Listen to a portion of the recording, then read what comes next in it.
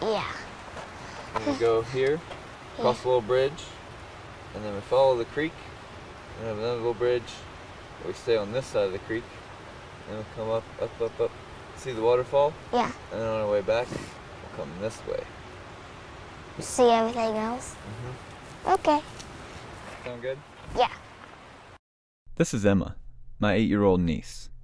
She loves dancing, softball, and science. And she's the fastest girl in her class.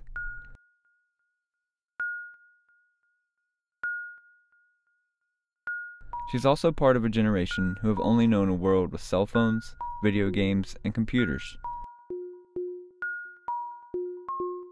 The consequences of a technologically based society are hotly debated.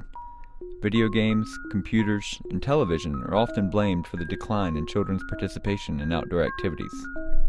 However, I wonder if it is not the gadgets themselves, rather the way they get used that keeps kids from going outside. I decided to investigate this topic firsthand by exploring how technology comes into play in Emma's life, both at home and at school. I also wanted to explore how technology and outdoor experiences might peacefully coexist, so we went for a hike with a flip cam so that Emma could document things she found.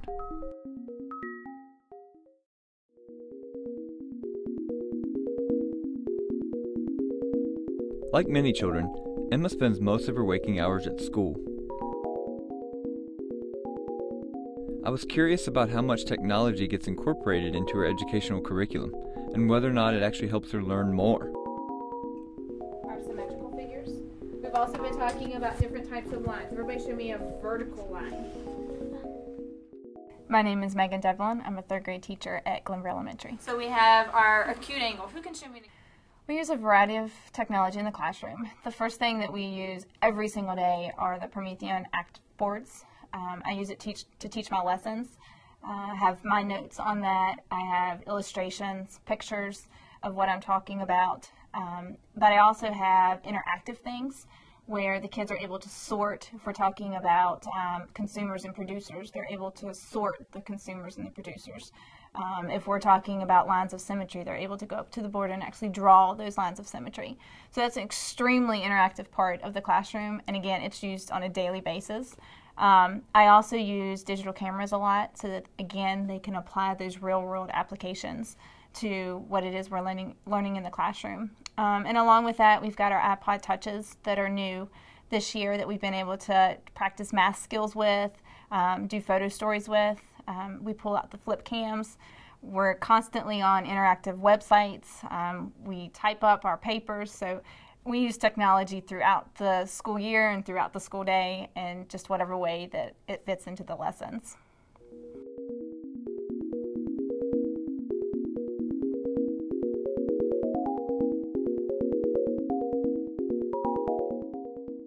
Technology is changing the way children learn dramatically. It's changing the way that students think in the classroom. It's changing the way that teachers have to interact with those students. It's making content and learning opportunities much more accessible. It's providing students with opportunities they wouldn't otherwise have access to.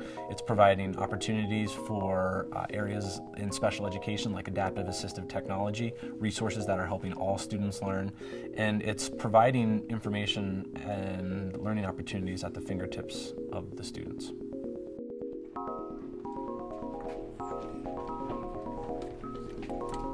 Me and Haley found 2 cubes. This picture is a picture about dice. One is blue and one is green. They are very big.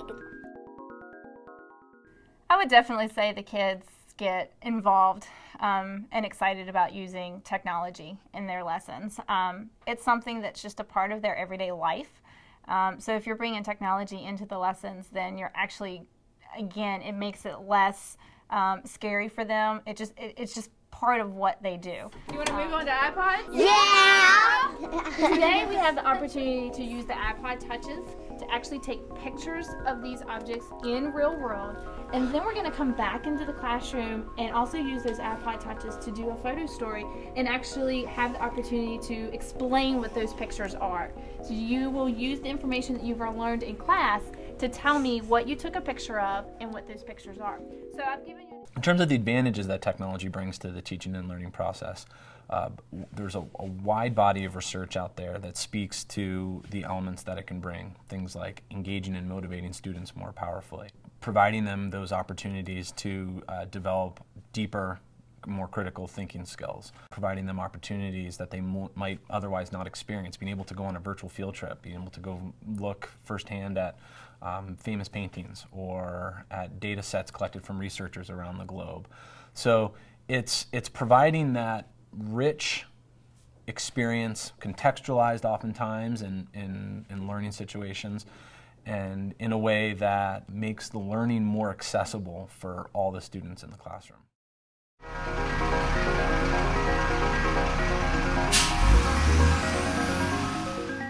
It was obvious that technology was a big part of Emma's learning experiences at school. However, most of those interactions are highly structured and geared towards a specific learning goal.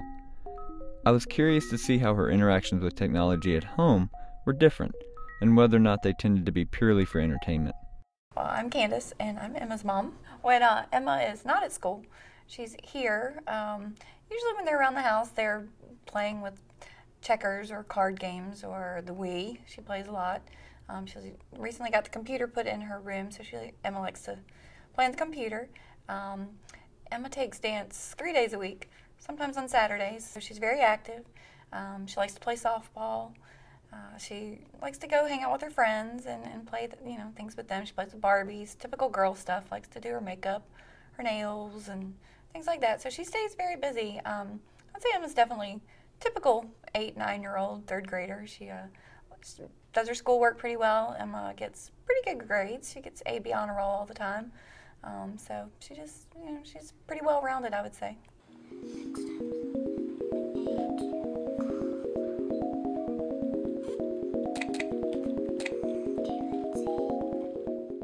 The ways that technology can be used at home in this balanced perspective are making sure that the outcomes or the goals of whatever technology it is you're using are connected to learning in some way. And also really monitoring what's called screen time, making sure that your students or your children have a balanced approach even at home. So hopefully this is happening at school, and hopefully this balanced approach is happening at home. On the Wii, mostly just for fun. She likes the sports games. She'll like, the baseball, golf, playground. She likes to sing it, where she can sing and dance. She has Just Dance. That's one of her favorite ones. When she's on the computer, she's playing games using the portal that her teacher gives her. You can go to Portal. They have math and everything, but I like to do spelling. And it has like words on there that you can spell and stuff. She was practicing her math skills and using her Crayola. She has a Crayola program that's about actually photo editing and coloring pictures and kind of distorting pictures and making backdrops. And she likes to design fashion things on the computers.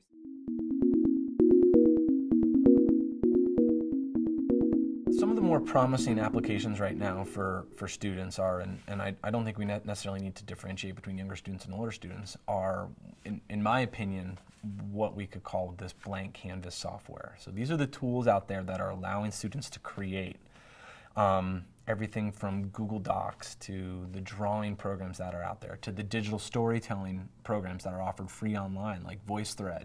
These tools are allowing students to engage in research regardless of how old they are, synthesize and evaluate the information that they've pulled from that research and combine it together for a product, whether that's, like I said, a digital story, a video they've created, a document they're going to share with their classmates or with peers around the globe.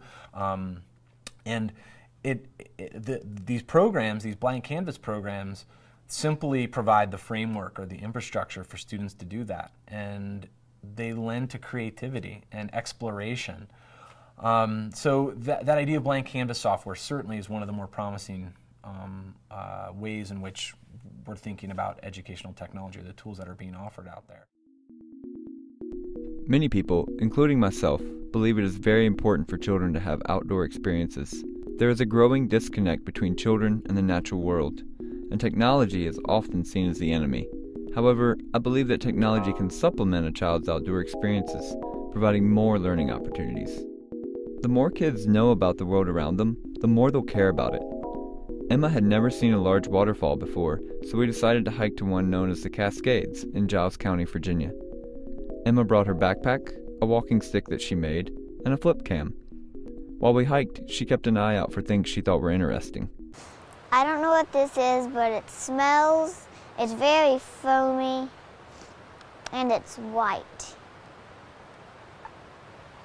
Looks like it has teeth. You guys learning about producers and decomposers and stuff in class? Yeah. Which one do you think that is? Producer? Decomposer? Yeah, because this is a dead piece of branch. So this is helping to break down the branch and decompose it. And what does it turn it into? Humus. Yeah, good job. Or look it up on the computer, but it is very red and it lives on a stick, just like the white stuff that I just showed you. It's pokey too. Yeah. I don't want to touch it that hard.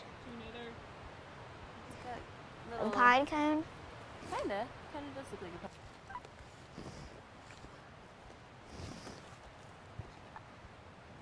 pine. This is the top of a plant.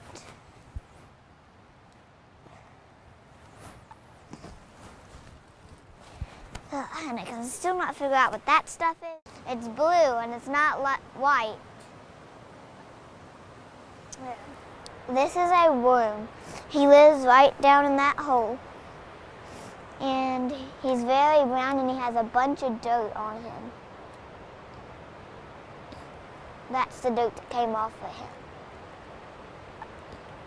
There.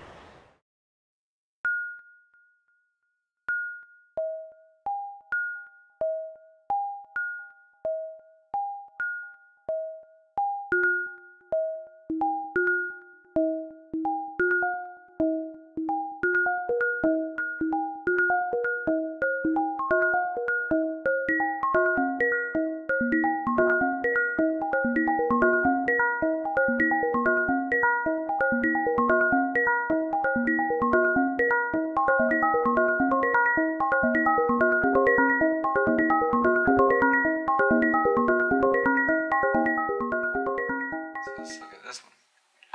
Next one. I don't know what this is, but it smells, it's very foamy, and it's white.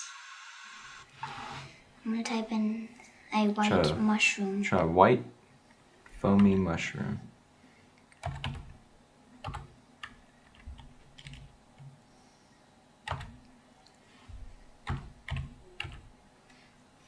Hey, it said white fungus coming from rotten wood. Where's that at? Down Down? there. Oh, yeah. Let's look. Google has, you can look at images. So let's see, that might be a quick way to spot one that looks like ours. You tell me if you see any that looks like, well, That looks like that it. looks a little bit like it, doesn't it? Right, we'll look at some others and see. There's the same photo. There it is. Does that look like it? Yeah, a lot. A lot? Okay. There's the scientific name. That's big and long. But what's this say? Pale oyster. Pale oyster. So that's another name for that fungus that we found. So we found it. Yeah. So are you going to remember pale oyster? Yeah. If you see it again, you think you know it in the woods? You want to write it down? Okay.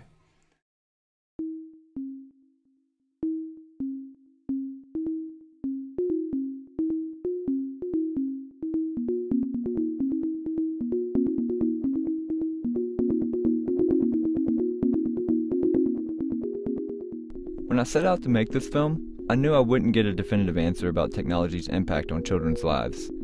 However, after observing Emma and the world around her, one thing was clear. Technology isn't going away. Instead, it is becoming an integral part of life, both at home and at school. Kids are learning how to use technology at a very early age, and often have a greater understanding of it than some adults do. you should see something that has a little camera. You should click that, and then